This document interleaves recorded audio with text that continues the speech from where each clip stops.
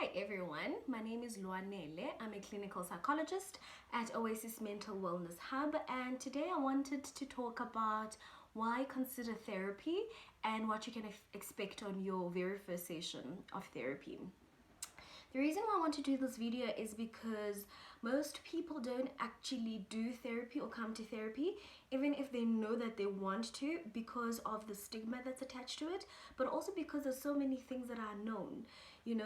It's a question of what will people think of you when you go to therapy? Will people suddenly think that you're weak, you're vulnerable, you don't know how to handle your own issues? And on the other side, you then start thinking about yourself in that way, like, what does this mean about me? And also, what can I expect in this thing? Am I really going to go for someone else to help me solve my problems, or things like that? So there's a lot of questions with regard to therapy, especially if you've actually never been to therapy before. So I thought, okay, fine, let's tackle these things and let's shed some light into what actually happens inside therapy and why you should consider it. So I think the very important thing to say is that therapy is a process. So calling it a process helps in understanding that you're not going to go the first day and walk out and feeling absolutely amazing. It happens sometimes that you feel like a whole lot of weight has been lifted off your shoulders, or that you're feeling a little bit lighter, but it does happen sometimes that you feel even more heavier than you went. You suddenly remember or realize things that you didn't even know that were affecting you, that have started affecting you. So both responses are normal, and because it's a process, you have to allow the process to kind of like unfold. So therapy becomes different, spaces or different things to different people, and I think it really just depends on the space where you're at and where you want to go. And I can't necessarily just kind of like map up the journey for you. You see your own journey as you go through it. It's not easy at all. I don't want to lie to you about it. It's not easy, but it's so important because you not only learn insights about yourself, but you also just really get to embody a different kind of perception of looking at things. When you're in your own space and you're going through a lot of things by yourself, the only opinion you really have is yourself and perhaps maybe your family members or your friends, but they're not really going to be as objective as a therapist maybe, and they're not going to call you out sometimes as your therapist may. So I think what it really helps is having someone who's trained to do this, who will understand when to tell you things and when not to tell you things, and how to actually tell you those things is so important. So therapy is a process. It's a journey. You get to learn yourself. You learn your responses, your reactions, why you react in a certain way, why do you react to other people in certain ways. So it's a beautiful process, but it's a process that also does actually require you to allow to see yourself as a broken person. So we are all broken, and one of my very favorite quotes is by Trent Shelton that says, "We are all broken, but broken crayons still color." And the reason why I love this quote is because it demystifies the thing that you need to be perfect, we need to know everything, we need to have everything on like on par and above everyone. It demystifies that, because we all have little broken bits in ourselves. But what that does is not say that sit in your brokenness or sit in this dark space. It's saying to you, allow yourself to see all of you holistically, all the different parts of yourself, and use those different parts effectively, or efficiently look at those parts and understand you, your weaknesses, your flaws, your strengths, all of those things. And that's what therapy does. It kind of like helps you see your life and the responses of the things that you're responding to, your reactions, in a totally different light. And maybe it might be the same light you are looking at, but it also just kind of affirms and validates. So you may go to therapy looking for different things, and and you may very well find that your therapist thinks that's what you need, or you may find that that's a totally different thing to what's actually happening in your life.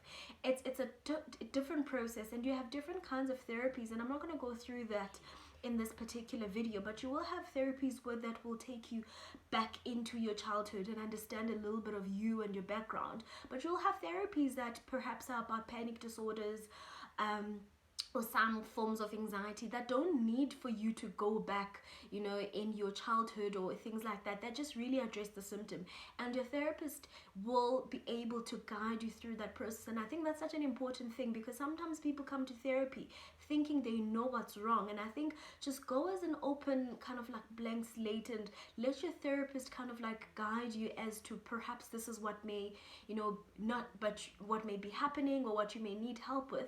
But therapy is really not about a person giving you advice or solving your problem. It's about collaborating with this person who gives a different view or a similar kind of view, who helps you think through things to kind of like get different insights or reflections through things. So it's not like you go to therapy and they give you advice on go do this or go do that. And I think perhaps that's some of the disappointments that people have when they go to therapy and they're like, oh, but we just talk and we never really solve anything. And I think that's part of the process. Part of the process is having to understand your thought patterns, you know, your behavior patterns and all of that, so that you can have a much more conducive but also long-term change, and not just going and say, okay, fine, do this and do that, and it's only applicable to that particular situation, and you're not able to internalize the skill and do it for yourself. So that's why sometimes therapy takes so long, is because you have to kind of learn to internalize the skill that your therapist uses to help you question some of the decisions that you may have been making. So let's say that now you've decided, you know, to pick up the call, and you're saying, okay, fine, this is what I want to do, and I want to go to therapy. So you'll call your therapist, and some therapists don't have receptionists. They'll answer their phones themselves, and some people will have receptionists and the reception will answer the phone. Either way, there's no issue with that. So you'll book up an appointment. You will fill in some forms on your very first session. A consent form. If there's anything that you don't understand, rather don't sign the consent form and ask your therapist and clarify some of the things that you don't understand. You don't want to come back at a later stage and say, but I didn't understand it or I didn't get it, you know. So the therapists themselves also have to protect themselves, but also have to protect you. So you have to consent to the therapy, because you're not being forced by anyone to go to therapy.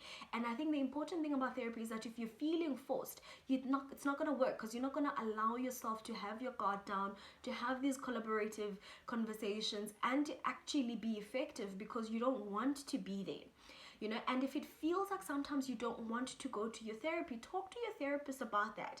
I believe we're used to some of these things. We understand how difficult going to therapy is, and continuously pitching up for therapy is. So talk to your therapist and find a way to kind of like work it out and understand it on what it is about you specifically that's making it difficult to go to therapy, or what is it about the last session that you had that made it hard to go to therapy.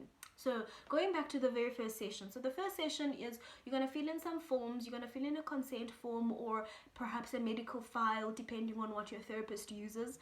And you're going to go into your therapy session, and your therapist is going to tell you how this process works. So some of you have been to therapy before, you may be familiar with it, and some people may have not been. So your therapist will kind of like clarify some of the things. The session is usually 50 to an hour long, 50 minutes to an hour long, and you know, your therapist is going to take you through some of that. Most of the times your therapist is not going to tell you how many sessions you're going to have. They have to do a little bit of an assessment or an evaluation just to understand what is it that's brought you there.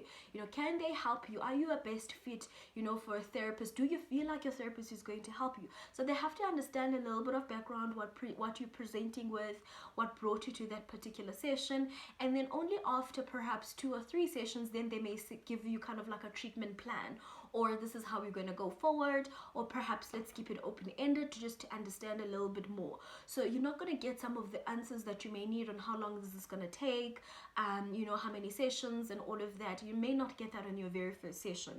But what it does happen in therapy most of the time is having weekly therapy. So what weekly therapy does is that it gives you consistency, so that when you meet with your therapist, it's not a catch-up session, but rather a session where you start working on the things that brought you to therapy. It may be easier to catch up because it feels like you're filling up the space and you don't have to sit in awkward silence, or you don't have to talk about the things that really hurt your heart or are sad for you, but that doesn't actually help the process. So you have to engage in some of the very difficult conversations. So that's what weekly therapy does. It kind of like moves away the catch-up session, and it makes it become about going deeper and deeper into your own thought patterns and reactive patterns. So that's what happens in your first session. 50 minutes later or an hour later, after having talked to your therapist about what had brought you there in a pace that's comfortable to you, and then that's the end of the session. And what can happen at the end of the session, like I said, you may feel very relieved or you may feel very anxious. I shouldn't have shared that much with this therapist. I wonder what they think of me.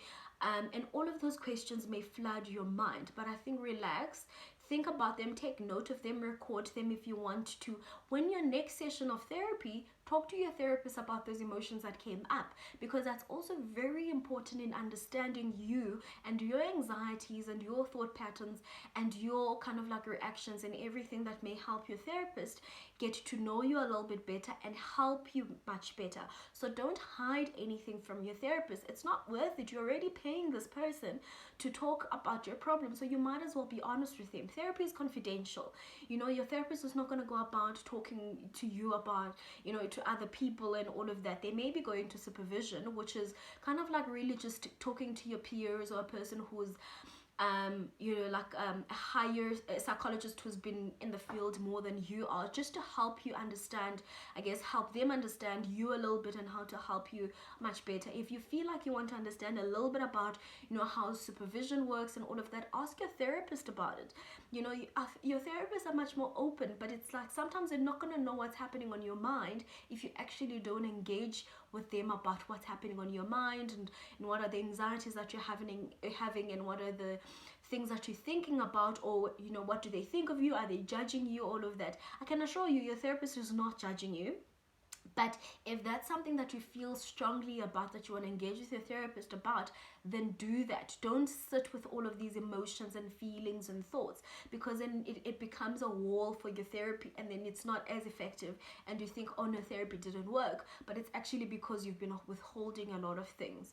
So I think basically those are some of the things that I wanted to talk to you about. So just to alleviate a little bit of your anxiety. Therapy is difficult, but it can be so liberating because you take the step for yourself. And I think that's an important thing. There is a lot of stigma around therapy. There is a lot of thoughts. There is a lot of stigma within yourself as well, to think, oh, am I weak? Am I vulnerable? But I think the important thing about therapy is it's for yourself. Yes, the change may be felt by those around you, but really it is for yourself. It's for you to benefit, for yourself to grow as a person and to change, yourself. But it's not for everyone. So when it becomes a little bit difficult to go through the process, remember that you're not doing it for anyone, you're actually doing it for yourself. And I think it's the same thing when you're starting. If you're starting therapy because of someone else and not really because you love yourself and you want to be better for yourself, it's going to be very hard to continue through the process. So always ask yourself, as well as you're going through the process, what am I doing this for, and why am I doing this? Why do I want to do this therapy thing? Therapy is important for everyone, and I think it would be beneficial for everyone to have it. We can't all afford it, we can't all have access to it, but I think if you do have access to it, try it out, see how it goes. If you're feeling uncomfortable in any way, talk to your therapist about those discomforts. I promise you they will be open and they will understand where those anxieties are coming from. So talk to them. And also don't expect your therapist to know everything. They're not going to know everything about you.